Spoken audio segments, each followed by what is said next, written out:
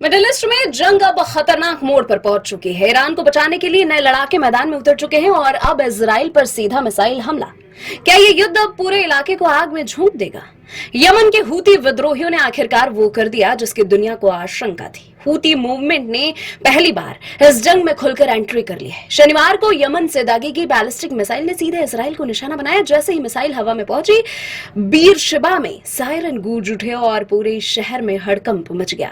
Missile attack की खबर मिलते ही इसराइल का एयर डिफेंस सिस्टम तुरंत एक्टिव हो गया। इसराइल डिफेंस फोर्सेस ने मिसाइल को इंटरसेप्ट करने की कोशिश की। हालांकि इस हमले में कोई बड़ा नुकसान नहीं हुआ, लेकिन सवाल यह है कि क्या यह सिर्फ शुरुआत है? हूती विद्रोहियों ने पहले ही साफ कर दिया है कि अगर अमेरिका और इजराइल ईरान पर हमले जारी रखते हैं तो वो सीधे जंग में कूद जाएंगे। हूती प्रवक्ता याह्या सरी का बयान था, हमारी उंगली ट्रिगर पर है। और अब ये साफ हो गया है कि ये सिर्फ धमकी नहीं थी, बल्कि आने वाले बड़े खतरे का संकेत था। इस हमले को सिर्फ एक मिसाइल अटैक मानना बड़ी गलती होगी।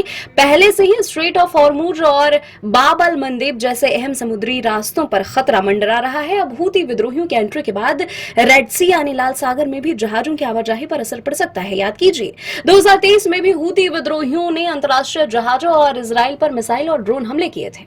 अब वही खतरा फिर लौटता दिख रहा है, लेकिन इस बार दांव कहीं और बड़ा है। मिडिल ईस्ट की जंग अब सिर्फ ईरान और इजराइल तक सीमित नहीं है। अब इसमें नए खिलाड़ी जुड़ रहे हैं और हर नई एंट्री इस जंग को और खतरनाक बना रही है।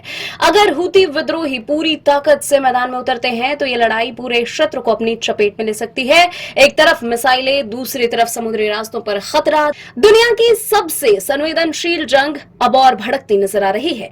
अब सवाल यह है, क्या ये टकराव वर्ल्ड वॉर की दिशा में बढ़ रहा है या फिर इसे समय रहते रोका जा सकता है?